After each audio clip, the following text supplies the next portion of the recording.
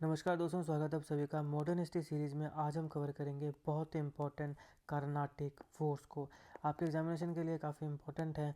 आज हम देखेंगे कि कैसे एंग्लो फ्रेंच राइवलरी हुई हमारे भारत में और कैसे भारत को, इंडियन सब कॉन्टिनेंट को कंट्रोल करने के लिए 18th सेंचुरी में यूरोपियन पावर्स compete करी डोमिनेंस के लिए, और जिसके बाद में ब्रिटिश सुप्रीमेसी जो है वो यहाँ पे इस्टेब्लिश होती है। तो विस्तार से हम कर्नाटिक वॉर्स को इस वीडियो में कवर करने वाले हैं। आपके एग्जामिनेशन के लिए जितने भी इंपॉर्टेंट फैक्ट्स हैं उन सारों को कवर करेंगे, तो वीडियो को अंत तक जरूर देखिएगा। और अगर आप चैनल पर नए हो तो चैनल को सब्सक्राइब करना बिल्कुल मत भूलिएगा। अगर आप चाहें तो हमें टेलीग्राम और व्हाट्सएप चैनल पर भी ज्वाइन कर सकते हैं। दोनों के लिंक्स आपको डिस्क्रिप्शन बॉक्स में मिल जाएंगे। बाकी politics, economy, GK, geography, science और एनवायरमेंट एंड इकोलॉजी की तमाम वीडियोस के लिए एक बार हमारी प्लेलिस्ट को जरूर चेक करिएगा। आप किसी भी एग्जाम की तैयारी कर रहे हो, हमारी प्लेलिस्ट और करंट अफेयर की बाकी वीडियोस को देख के आपको काफ़ी हेल्प मिलने वाली है। इसे समय निकाल के हमारे चैनल को जरूर चेक करिएगा। चलिए दोस्तों, शुरुआत करते हैं। सबसे पहले 18th सेंचुरी का जो भारत था, वहाँ पे यूरोपियन पावर्स क्या क्या कर रही थी। तो सबसे पहले देखिए, 18th सेंचुरी में जो पोर्तुगीज़ थे वो गोवा, दमन और दीव में इस्टेब्लिश हो गए थे। जो डच थे उन्होंने भारत के ऊपर अपने जो दावे थे वो छोड़ दिए थे, और जो अंग्रेज़ थे उनके इंडोनेशिया में स्टेक्स लगे हुए थे 1667 से। तो इसकी वजह से जो भारत का ट्रेड था वो दो बड़े राइवल्स के बीच में था। एक आता है इंग्लिश ईस्ट इंडिया कंपनी और दूसरा आता है फ्रेंच ईस्ट इंडिया कंपनी। अब यहाँ पे पॉलिटिकल लैंडस्केप चेंज होने लगे। सबसे पहले है decline of Mughal empire. Decline of Mughal empire को मैंने काफ़ी अच्छे से विस्तार से अलग वीडियो में कवर किया है कि कैसे 1707 में जब औरंगजेब की मृत्यु हुई, उसके बाद धीरे धीरे वीक रूलर्स आए, जितने भी रूलर्स आए सारे वीक आए, और धीरे धीरे मुगल्स जो हैं वो डिक्लाइन होते गए। तो इसको मैंने काफ़ी अच्छे से विस्तार से कवर किया है। काफ़ी लोगों ने उस वीडियो को देखा और पसंद भी किया है। आप भी उस वीडियो को जरूर देखिएगा, लिंक डिस्क्रिप्शन में मिल जाएगा, या फिर जाइए मेरी प्लेलिस्ट में मॉडर्न हिस्ट्री, वहाँ पे आपको सारी इंपॉर्टेंट वीडियोस मिल जाएंगी। तो यहाँ पे जो राजनीतिक समीकरण थे वो बदल रहे थे। मुगल पावर जो है वो डिक्लाइन हो रही थी औरंगजेब की डेथ के बाद। ये मैंने आपको पहले भी कहा, अलग वीडियो में कवर किया है, देख लीजिएगा। दूसरा आता है यूरोपियन एम्बिशंस। इंग्लिश और फ्रेंच कंपनीज जो थी उन्होंने भारत में ट्रेड के मामले में अपनी जो पॉलिटिकल अपॉर्चुनिटीज़ थी उन्हें देखना शुरू कर दिया था। फिर आता है राइवलरी कैसे बनी। अभी जो दो कंपनीज थी, फ्रांस की और ब्रिटेन की, ये ऑलरेडी नॉर्थ अमेरिका में और यूरोप में एक दूसरे के राइवल बन गए थे। तो अब क्योंकि वहाँ पे ऑलरेडी राइवल हैं, तो ऑब्वियसली भारत में भी ये दोनों देश कंपटीशन करेंगे इस पूरे के पूरे ट्रेड को कंट्रोल करने के लिए। फिर आता है कन्फ्लिक्ट की स्टार्टिंग। तो एंग्लो फ्रेंच राइवलरी जो है वो 1740 के दशक में शुरू हुई थी और कर्नाटिक वॉर्स में जाके ये कल्मिनेट हुई, जिनको हम आगे देखने वाले हैं। ईस्ट इंडिया कंपनी की ट्रांसफॉर्मेशन की बात करें तो मिड 18th सेंचुरी में काफ़ी ज़्यादा gradual transformation east India company जो थी उसमें देखने को मिली। तो ये जो ट्रेडिंग कंपनी थी जो यहाँ पे बिजनेस करने के लिए आई थी, ये धीरे धीरे पॉलिटिकली पावरफुल बनती गई। 1600 से 1744 के बीच में ये जो कंपनी थी, इसने धीरे धीरे अपने ट्रेड नेटवर्क्स को भारत में एक्सपैंड किया, और डिप्लोमेसी माने कूटनीति और युद्ध के जरिए इनके जो राइवल्स थे इन्होंने धीरे धीरे उनको ख़त्म करना शुरू किया। Anglo Sikh wars, Anglo Maratha wars, Anglo Mysore wars, इन सारों को मैं ऑलरेडी कवर कर चुका हूँ। सारों के लिंक आपको मेरे डिस्क्रिप्शन में भी मिल जाएंगे। मेरी प्लेलिस्ट में जाइए मॉडर्न हिस्ट्री, वहाँ पे आपको सारी इंपॉर्टेंट वीडियोस मिल जाएंगी। और एक और खासियत ये थी कि साउथ इंडिया में पर्टिकुलरली पॉलिटिकल कंट्रोल जो था वो इन्होंने अपने हाथ में ले लिया था। उसके बाद फिर बैटल ऑफ प्लासी हुआ, बैटल ऑफ बक्सर हुआ। इन दोनों बैटल्स को भी मैंने कवर किया है, इनको भी जरूर देख लीजिएगा। मॉडर्न हिस्ट्री प्लेलिस्ट में जाइए, वहाँ पे आपको सारी वीडियोस मिल जाएंगी। तो अब यहाँ पे अंग्रेजों का जो राइज हुआ, जो पावरफुल ये बने, इसके दो फेजेस थे। पहले फेज में इन्होंने साउथ इंडिया में सुप्रीमेसी के लिए फ्रांसीसियों के साथ स्ट्रगल किया, और यहाँ पे फर्स्ट फेज बना ये राइज ऑफ ब्रिटिश पावर का। दूसरा फेज जो है, यहाँ पे इन्होंने बंगाल को कॉन्क्वेस्ट किया, जो बैटल ऑफ प्लासी हुई, बैटल ऑफ बक्सर हुई। यहाँ पे बैटल ऑफ प्लासी 1757 में हुई, इसको मैंने अच्छे से अलग वीडियो में कवर किया है। और ये डिसाइसिव स्टेप माना जाता है ब्रिटिश कंट्रोल को सुदृढ़ करने का, सीमेंट करने का। अब देखिए, ब्रिटिश सुप्रीमेसी जो है वो हम बैटल ऑफ प्लासी से ही मानते हैं, जो 1757 में हुई, लेकिन इसका जो ग्राउंड वर्क था वो बहुत पहले साउथ इंडिया में शुरू हो गया था, जहाँ पे फ्रांसीसियों के खिलाफ पहले ही जो ब्रिटिश मिलिट्री माइट थी वो सक्सेसफुली टेस्ट की जा चुकी थी। अब यहाँ पे जो साउथ इंडिया है ये क्यों बैटल ग्राउंड बना। देखिए, सबसे पहले फ्रेंच प्रेजेंस। साउथ इंडिया जो था वो मेन सेंटर था फ्रेंच एक्टिविटीज़ का, और जो पौंडीचेरी थी वो इनकी कैपिटल बन गई थी। तो अब क्योंकि पौंडीचेरी में ये पहुंच गए थे, तो यहाँ से इन्होंने मैसूर और हैदराबाद, इन दोनों के ऊपर भी अपना जो इन्फ्लुएंस है वो जमाना शुरू कर दिया। दूसरा आता है पावर वैक्यूम। अब देखिए निज़ामुल मुल्क की डेथ हो जाती है 1748 में, तो इसके वजह से जो डेक्कन का रीजन था वहाँ पे पावर वैक्यूम हो गया और इसीलिए अंग्रेज़ों को यहाँ पे साउथ इंडिया में इंटरवेंशन करने की जो अपॉर्चुनिटी है वो मिली और लिमिटेड ऑप्शंस एल्सवेयर। अब देखिए वेस्टर्न इंडिया जो था उसको पावरफुल मराठास ने कंट्रोल कर रखा था। एंग्लो मराठा वॉर में आपको ये सारी चीज़ें समझ में आएंगी, उस लेक्चर को जरूर देख लीजिएगा। ईस्टर्न इंडिया जो था वो स्ट्रिक्ट कंट्रोल में था अली वर्दी खान। अब इसके बारे में कहाँ कवर किया है, बैटल ऑफ प्लासी में, तो इसको भी आप अच्छे से देख लीजिएगा, लिंक डिस्क्रिप्शन में मिल जाएगा या मॉडर्न हिस्ट्री की प्लेलिस्ट में मिल जाएगा। तो इसलिए जो साउथ इंडिया था वो सबसे ज़्यादा फेवरेबल एरिना था कि इसको कंट्रोल किया जा सकता है, क्योंकि जो ईस्टर्न इंडिया है वहाँ पे अली वर्दी खान बैठा है और जो आपका वेस्ट इंडिया है यहाँ पे पावरफुल मराठास बैठे हैं। तो अब यहाँ पे कर्नाटिक वॉर्स का ओवरव्यू लेते हैं। देखिए 20 साल तक 1744 से लेके तो 1763 1763 तक अंग्रेज और जो फ्रेंच थे इनके बीच में यहाँ पे साउथ इंडिया में काफ़ी ज़्यादा बिटर स्ट्रगल्स हुए, जिनको हम कर्नाटिक वॉर्स बोलते हैं।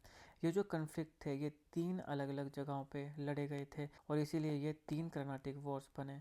पहला कर्नाटिक वॉर हुआ 1746 से 48 के बीच में, सेकंड कर्नाटिक वॉर हुआ 49-54 के बीच में, थर्ड कर्नाटिक वॉर हुआ 1757 से लेके तो 63 के बीच में, और इसके बाद जो अंग्रेज हैं ब्रिटिशर्स हैं वो पावरफुल बन के निकले। अब हम एक एक करके बात करते हैं। सबसे पहले फर्स्ट कर्नाटिक वॉर जो होता है 1746 से 48 के बीच में। अब यहाँ पे जो यूरोपियन कन्फ्लिक्ट है वो धीरे धीरे बढ़ने लगा। ऑस्ट्रियन सक्सेशन का वॉर यहाँ पे 1740 में हुआ ऑस्ट्रिया और प्रूशिया के बीच में। यहाँ पर भी ब्रिटेन और फ्रांस जो थे उन्होंने दो अलग अलग धड़े जो हैं वो चुने और इसकी वजह से भारत में भी इनकी जो हॉस्टिलिटी थी, जो शत्रुता थी, वो बढ़ने लगी। फिर आता है फ्रेंच ने मद्रास को कैप्चर कर लिया। तो जो फ्रेंच गवर्नर था डुप्लेक्स उसने ब्रिटिश फोर्ट सेंट जॉर्ज को और मद्रास को सितंबर 1746 में कैप्चर कर लिया था। और यहाँ पे रॉबर्ट क्लाइव, जिसके बारे में हमने बैटल ऑफ प्लासी में पढ़ा था, इसको भी यहाँ प्रिजनर बना लिया गया था। तो यहाँ पे तुम फ्रेंच की पावर देख रहे हो कि एक तो अंग्रेज़ों का फोर्ट सेंट जॉर्ज और दूसरा पूरा का पूरा मद्रास, इसको ये कैप्चर कर ले रहे हैं सितंबर 1746 में। और जो रॉबर्ट क्लाइव है जो अपनी फाइटिंग प्रोवेस के लिए जाना जाता था, उसको भी ये अपना प्रिजनर बना ले रहे हैं। फिर आता है बैटल ऑफ सेंट थॉमस। तो अब यहाँ पे जो कर्नाटक जो था इसका एक नवाब था अनवरुद्दीन। इसकी बहुत बड़ी आर्मी थी, लेकिन छोटी सी फ्रांसीसियों की फोर्स ने इसकी बहुत बड़ी आर्मी को यहाँ पे हरा दिया था, डिफीट कर लिया था सेंट थॉमस में, अडियार में। और यहाँ पे जो यूरोपियन मिलिट्री सुपीरियोरिटी है वो डेमोन्स्ट्रेट होती है। इसके बाद होती है यहाँ पे एक्स-ले चापेल ट्रीटी। ये जो यहाँ पे युद्ध हुआ बैटल ऑफ सेंट थॉमस, अभी तुमसे पूछा जा सकता है कि बैटल ऑफ सेंट थॉमस किन किन के बीच में हुआ था, तो फ्रांसीसियों के बीच में और कर्नाटक का जो नवाब था अनवरुद्दीन उसके बीच में। तो अब जब भी किसी बैटल का अंत होता है तो एक ट्रीटी साइन होती है। तो बैटल ऑफ सेंट थॉमस का जब अंत हुआ तो यहाँ पर एक ट्रीटी साइन हुई, ट्रीटी ऑफ एक्स-ला चापेल। ये ट्रीटी 1748 में हुई थी और यहाँ पे क्या हुआ कि जो मद्रास है वो इंग्लिश के पास रिस्टोर कर दिया गया और इसके बदले में नॉर्थ अमेरिका में जो लुइसबर्ग है वो मिलता है। तो ये जो ट्रीटी है ये बेसिकली ये जो नवाब है इसके साथ नहीं हो रही है, अंग्रेज़ों के साथ हो रही है। तो अंग्रेज़ों के साथ जब ये ट्रीटी हुई तो हुआ क्या कि जो मद्रास था जिसको यहाँ पे फ्रांसीसियों ने कब्जा कर लिया था, ये दोबारा अंग्रेज़ों के पास चला गया और यहाँ पे नॉर्थ अमेरिका में इन्होंने लुइसबर्ग नाम की जगह है उसको इसके एक्सचेंज में ले लिया। तो फर्स्ट कर्नाटिक वॉर की सिग्निफिकेंस क्या थी? ये यूरोपियन वॉरफेयर था हमारे भारत में। पहली बार जो 18 सेंचुरी यूरोपियन वॉरफेयर के टेक्निक्स थे वो यहाँ पे भारत में ट्राई किए गए थे। फिर आता है मिलिट्री सुपीरियोरिटी। अब देखिए ये जो वॉर था यहाँ पे वेस्टर्न आर्मीज़ की जो सुपीरियोरिटी थी इंडियन आर्मी के ऊपर वो यहाँ पे रिवील होती है कि जो वेस्टर्न आर्मी है उसके पास काफ़ी अच्छे इक्विपमेंट्स हैं और काफ़ी अच्छी ऑर्गेनाइजेशन है, जो इंडियन आर्मी यानी कि हमारे जो राजे हैं उनकी जो आर्मी है उसमें नहीं है। कहीं ना कहीं ये वीकनेस को भी एक्सपोज करता है। इंडियन गवर्नमेंट्स और आर्मीज़ के बीच में जो वीकनेस है वो यहाँ पे एक्सपोज होती है और यहाँ पे पता चलता है कि कंपनीज़ की जो टेरिटोरियल एक्सपेंशन है उसकी जो ग्रीड है वो बढ़ गई हुई है। और यहाँ पे आता है डुप्लिक्स की स्ट्रेटेजी। डुप्लिक्स ने strategy of intervening in disputes इसकी शुरुआत करी थी इंडियन रूलर्स के, ताकि जो एडवांटेज है उसको गेन किया जा सके। और यहाँ पे ये परफेक्ट टेक्निक बनी बाद में अंग्रेज़ों के लिए भी। अंग्रेज़ों ने भी बाद में यही किया, माने ब्रिटिशर्स ने भी बाद में यही किया जो फ्रांसीसियों ने किया, डुप्लिक्स ने शुरुआत की। सेकेंड कर्नाटिक वॉर होता है 1749 से 54 के बीच में। सक्सेशन के डिस्प्यूट्स यहाँ पे होने लगे। कर्नाटक और हैदराबाद में जो डायनेस्टिक फ्यूड्स थे वो यहाँ पे सामने आए, जिसने second round of Anglo French conflict को जन्म दिया। तो जैसे यहाँ पे डुप्लेक्स ने देखा कि यहाँ डायनेस्टिक फ्यूड्स हैं, तो ये उसको एक अपॉर्चुनिटी लगी इंडियन पॉलिटिक्स में इंटरवीन करने की। फ्रेंच अलाइंसेस की बात करें तो यहाँ पे डुप्लेक्स जो था उसने प्लेज किया कि फ्रांस जो है वो मुजफ्फर जंग जो है हैदराबाद का उसे सपोर्ट करेगा और चांद साहिब कर्नाटक का उसे सपोर्ट करेगा। और यहाँ पे एक ट्राईपार्टाइट अलाइंस बना अंग्रेजों के खिलाफ अपने सपोर्टेड कैंडिडेट्स के साथ। तो यहाँ पे एक है फ्रांसीसी, दूसरे यहाँ पे हैदराबाद का मुजफ्फर जंग और तीसरा यहाँ पे आता है चंदा साहिब कर्नाटक का। इन तीनों ने एक ट्राईपार्टाइट अलायंस बनाया क्योंकि हैदराबाद में इसने मुजफ्फर जंग को और कर्नाटक में इसने चंदा साहिब को सपोर्ट करने की बात कही। तो यहाँ पे ये ट्राईपार्टाइट अलायंस हमें बनता दिखता है और ये अलायंस किसके खिलाफ बनता है? ओबियसली अंग्रेजों के खिलाफ, ब्रिटिशर्स के खिलाफ। अब देखिए यहाँ पे फ्रेंच और उनके जो ये दो अलाइज थे, इन्होंने बैटल ऑफ अम्बूर जो कि 1749 में हुआ, वहाँ अनवरुद्दीन को हरा दिया। और जो चंदा साहिब है वो कर्नाटक का नवाब बन गया, जो पहले अनवरुद्दीन था। अनवरुद्दीन को हरा क्या दिया गया, इसको मार ही दिया गया। तो जो चंदा साहिब है वो नवाब ऑफ कर्नाटक बन जाता है। और यहाँ पे फ्रांसीसी उसको 80 विलेज पौंडीचेरी, क्योंकि मैंने आपको पहले भी कहा पौंडीचेरी क्या थी, कैपिटल थी फ्रांसीसियों की, तो पौंडीचेरी के बगल में 80 गांव जो हैं वो इसे गिफ्ट में दे दिए जाते हैं चंदा साहिब को, जो नया नवाब बनता है कर्नाटक का। फिर आता है हैदराबाद में फ्रेंच का कंट्रोल। तो फ्रेंच ने यहाँ पे मुजफ्फर जंग को निज़ाम ऑफ हैदराबाद इंस्टॉल किया और इसने अपॉइंट किया डुप्लेक्स को governor of all Mughal dominion south of the Krishna river, कि जो कृष्णा रिवर है इसके साउथ में जितनी भी मुगल टेरिटरीज हैं, क्योंकि इस समय तक आते आते क्या हो रहा था ना, मुगल्स काफ़ी वीक हो रहे थे। ये डिक्लाइन ऑफ मुगल एम्पायर में मैंने आपको बताया है। तो क्योंकि मुगल्स वीक हो रहे हैं तो यहाँ पे क्या हुआ कि जैसे ही निज़ाम ऑफ हैदराबाद इनका टट्टू बना, बेसिकली टट्टू ही था ना ये मुजफ्फर जंग, तो ये जैसे मुजफ्फर जंग बना उसने ये कहा कि कृष्णा रिवर के साउथ में जितनी भी मुगल डोमिनियन की टेरिटरीज हैं उनका जो गवर्नर है वो कौन होगा, वो डुप्लेक्स होगा। तो यहाँ पे सीधे सीधे पॉलिटिकल पावर जो है वो फ्रांसीसियों के हाथ में चली जाती है। अब आता है रॉबर्ट क्लाइव और सीज ऑफ आरकोट। तो देखिए सेकंड कर्नाटिक वॉर का जो टर्निंग पॉइंट था वो तब आता है जब रॉबर्ट क्लाइव की इमरजेंस होती है। ये इंग्लिश कंपनी का एक क्लर्क था जिसके पास रिमार्केबल मिलिट्री जीनियस थी। ये बंदा बहुत ही ज़्यादा दिमागी था। रॉबर्ट क्लाइव ने ये सजेस्ट किया कि हम आरकोट जो कि कर्नाटक की कैपिटल है उसे अटैक करेंगे और यहाँ पे डाइवर्जनरी टैक्टिक जो है उसका यूज़ करेंगे ताकि मोहम्मद अली जो ब्रिटिश एलाई है त्रिचिनोपोली में, उसका जो प्रेशर है उसको रिलीव किया जाए। तो अगस्त 1755 में मात्र 210 लोगों की मदद के साथ ही क्लाइव ने आरकोट को, जो कि कर्नाटक की कैपिटल थी, उसे कैप्चर कर लिया था। और यहाँ पे कर्नाटक की बहुत बड़ी फोर्स थी, लेकिन उसके बावजूद भी इसने अपनी छोटी सी फोर्स के साथ 53 डेज तक इसको सीज रखा, यानी इसको अपने अंडर रखा। इस समय इसे मद्रास से काफ़ी ज़्यादा मदद मिली और बाकी इंडियन एलाइज मैसूर, तंजौर और मराठा, इन सारों से भी इसको काफ़ी ज़्यादा मदद मिली रॉबर्ट क्लाइव को। इसने बहुत ज़्यादा युद्धों में चंदा साहिब को हराया, जो कि कर्नाटक का क्या था, पहले भी कहा मैंने आपको, नया नवाब बन गया था फ्रांसीसियों की मदद से।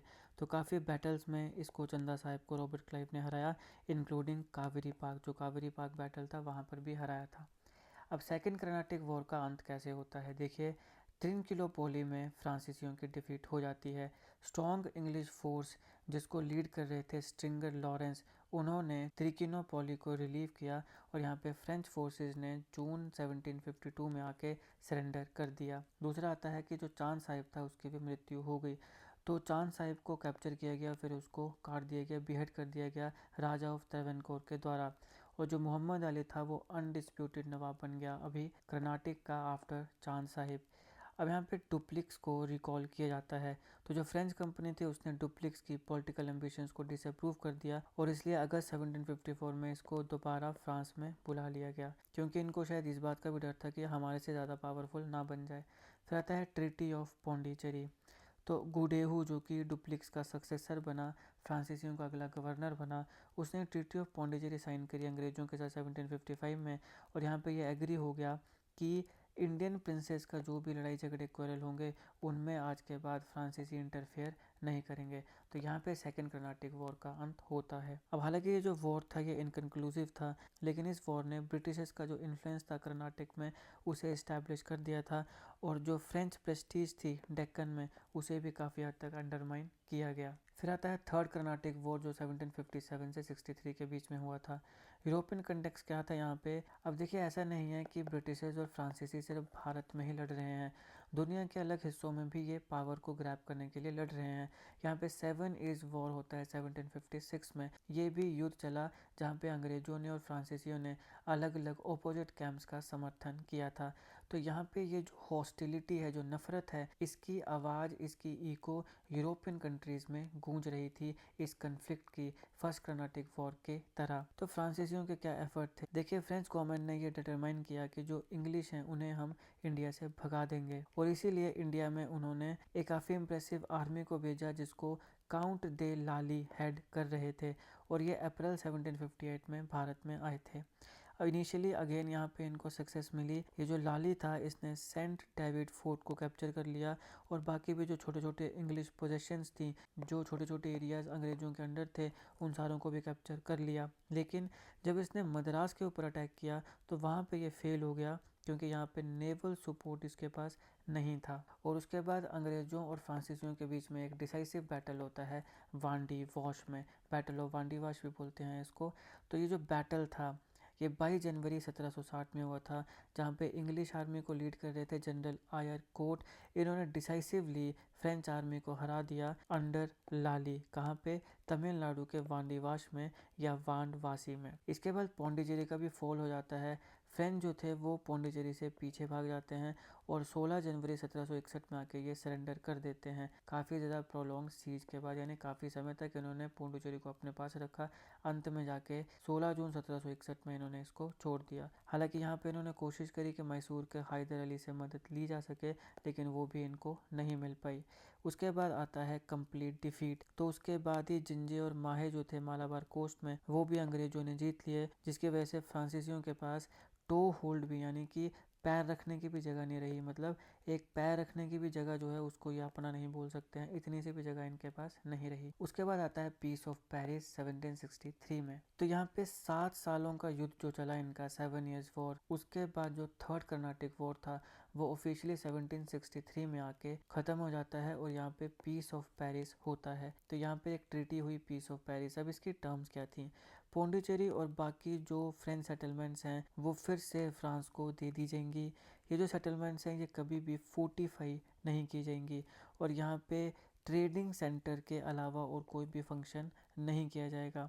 काउंट डे ली जो था, इस बेचारे को काफ़ी ट्रैजिक फेट जो है वो फेस करना पड़ा, और जैसे ही ये दोबारा फ्रांस में आया था तो इसको पकड़ के जेल में डाल दिया गया था, क्योंकि फ्रांसीसियों को यहाँ जिता नहीं पाया था, और बाद में जाके इसको एग्जीक्यूट कर दिया गया था, इसको मार दिया गया था। अब भाई वो बंदा तो बेचारा अपने तरीके से मेहनत कर ही रहा था, उसने युद्ध भी लड़ा, पूरी स्ट्रेटेजीज बनाई, कुछ चीज़ें जीती भी। अब अंततः अगर वो हार गया तो हार गया, अल्टीमेटली युद्ध में किसी एक की जीत होगी, कोई एक हारेगा।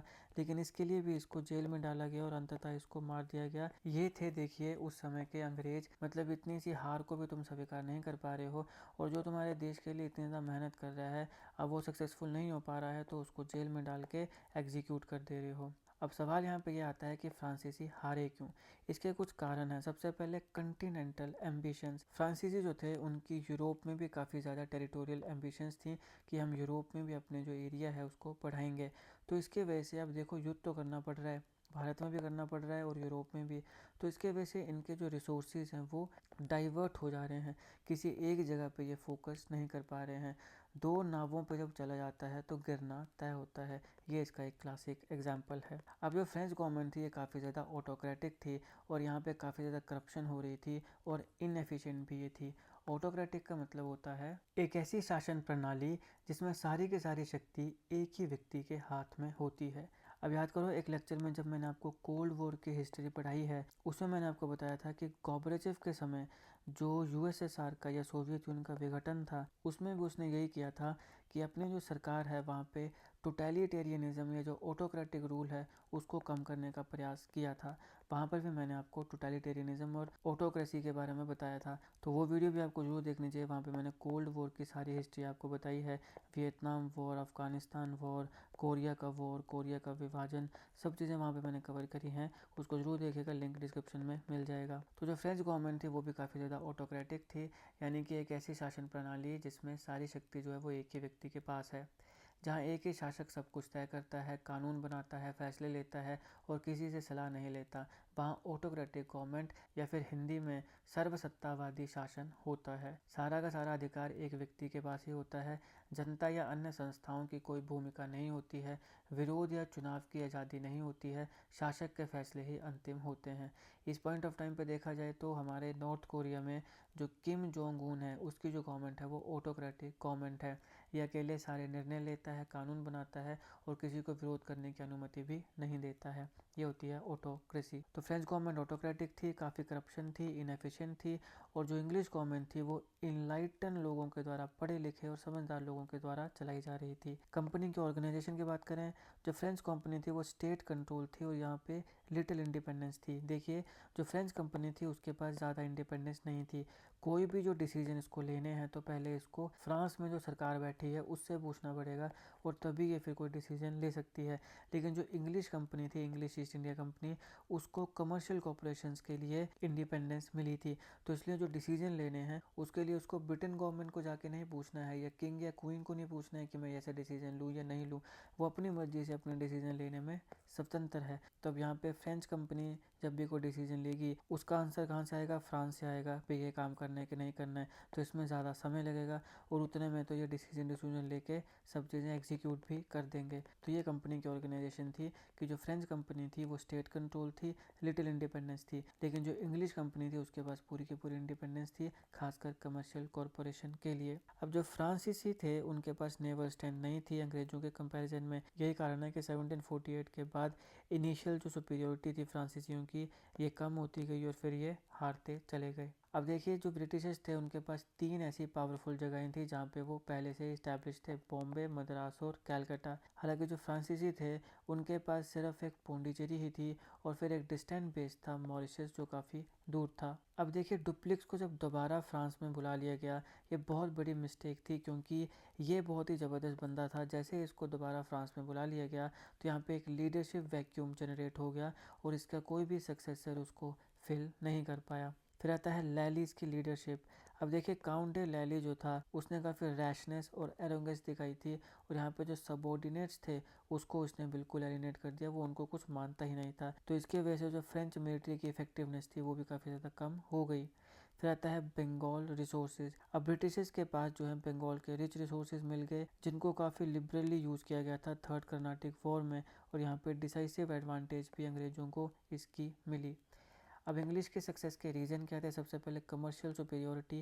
जैसे मैंने कहा कि जो इंग्लिश कंपनी थी उसके पास काफ़ी ज़्यादा राइट्स थे डिसीजन लेने के, लेकिन जो फ्रांस की कंपनी थी उसके पास इंडिपेंडेंस नहीं थी।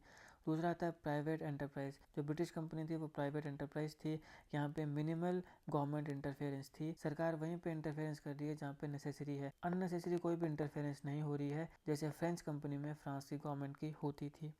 Naval dominance. जो ब्रिटिशर्स थे उनके पास नेवल सुपीरियोरिटी थी, तो इसने उनको अलो किया कि वो अनडिस्टर्ब्ड कम्युनिकेशन जो है भारत में उसको मेंटेन कर सकें, री को भी सप्लाई कर सकें और फ्रेंच फोर्सेस को आइसोलेट कर सकें। बंगाल एडवांटेज। अर्ली कंट्रोल जो था बंगाल के ऊपर उसने काफ़ी ज़्यादा एडवांटेज दिया ब्रिटिशर्स को। थर्ड कर्नाटिक वॉर में काफ़ी क्रूशियल रिसोर्सेज का यूज़ किया अंग्रेजों ने जो उनको बंगाल में मिले थे। कर्नाटिक वॉर्स की लेगेसी क्या है? देखिए, फार रीचिंग कॉन्सिक्वेंसेज थे भारत के लिए भी और यूरोपियन पावर्स के लिए भी कर्नाटिक वॉर के। सबसे पहले भारत में ब्रिटिश एम्पायर के सारे रास्ते यहाँ पे खुल गए। यूरोपियन मिलिट्री टेक्निक्स की इफेक्टिवनेस को डेमोस्ट्रेट किए गए यहाँ पे ट्रेडिशनल इंडियन आर्मीज के खिलाफ। फिर भारत के पॉलिटिक्स में यूरोपियन इंटरवेंशन के जो पैटर्न्स हैं उसको भी इसने इस्टेब्लिश किया। अब जैसे यहाँ पे यूरोपियंस की इंडियन पॉलिटिक्स में इंटरवेंशन हुई तो वही इंटरवेंशन फिर हमें बाद में भी देखने को मिली। Anglo Mysore war, Anglo Maratha war, Anglo Sikh war, यहाँ पे हमें काफ़ी ज़्यादा यूरोपियन इन्वॉल्वमेंट या ब्रिटिश इन्वॉल्वमेंट देखने को मिल रही है। तीनों वॉर्स को मैंने ऑलरेडी कवर कराया है, मॉडर्न हिस्ट्री प्लेलिस्ट जो है वहाँ पे आपको सारी वीडियोस मिल जाएंगी। और जो फ्रेगमेंटेड इंडियन पॉलिटिकल एंटिटीज़ थी उनकी वीकनेस भी यहाँ पे रिवील हुई। इसके साथ साथ जो ब्रिटिश कॉन्क्वेस्ट था बंगाल का और इवेंचुअली पूरे के पूरे भारत का, उसका भी जो स्टेज है वो यहाँ पे सेट हो गया था। रविंद्रनाथ टैगोर जी के शब्दों में बोला जाए तो darkness settle on the face of the land and the weighing scales in the merchants had changed into the imperial sceptre. तो ये रविंद्रनाथ टैगोर जी के शब्द थे कर्नाटिक वॉर के लिए। एग्जामिनेशन में एज इट इज़ पूछे जा सकते हैं, ध्यान रखिएगा कि ये लाइनें किसने कही हैं और ये भी पूछा जा सकता है कि ये लाइनें रविंद्रनाथ टैगोर जी ने किस इवेंट के लिए कही थी? तो कर्नाटिक वॉर्स के लिए कही थी। क्या कहा था? Darkness settled on the face of the land and the weighing scales in the merchants hand changed into the imperial sceptre. Anglo French rivalry जो थी भारत में, वो तब खत्म हुई जब अंग्रेज़ों की जीत हुई और यहाँ पे ट्रेडिंग कंपनी में काफ़ी ज़्यादा ट्रांसफॉर्मेशन हमें देखने को मिली और जो इंपीरियल पावर थी वो यहाँ पे पूरे के पूरे सब कॉन्टिनेंट में डोमिनेट हुई उसके बाद 2 सेंचुरीज तक। ये दोस्तों इस लेक्चर का एनालिसिस। आई होप आपको वीडियो अच्छी लगी। अगर आपको अच्छी लगे तो लाइक करेगा, शेयर करेगा। Politics, economy, GK, geography, science, environment, ecology की तमाम वीडियोज़ के लिए एक बार हमारी प्लेलिस्ट को जरूर चेक करेगा। आप किसी भी एग्जाम की तैयारी कर रहे हो, हमारी प्लेलिस्ट को कंटेंट के बाकी वीडियोज़ को देख के आपको काफ़ी हेल्प मिलने वाली है। इसे समय निकाल के हमारे चैनल को जरूर चेक करेगा। जीके कंटेंट, जीके ट्रिक्स ऐसी वीडियोज़ के लिए हमारे चैनल को सब्सक्राइब करना बिल्कुल मत भूलिएगा। बाकी अगर आप चाहें तो हमें टेलीग्राम और व्हाट्सएप पे भी फॉलो कर सकते हैं, लिंक दोनों के डिस्क्रिप्शन में मिल जाएंगे। बाकी जो वीडियोज़ मैंने बताई हैं उनके लिंक्स भी डिस्क्रिप्शन बॉक्स में मिल जाएंगे और मेरी प्लेलिस्ट है मॉडर्न हिस्ट्री, इंडियन पॉलिटी, उन्हें चेक करना बिल्कुल मत भूलिएगा। इसी प्रकार के जीके कंटेंट और जीके ट्रिक्स के लिए चैनल को सब्सक्राइब करिएगा और बेल आइकन को जरूर दबा दीजिएगा ताकि किसी भी वीडियो की नोटिफिकेशन आपसे मिस ना हो। आपका बहुत बहुत धन्यवाद।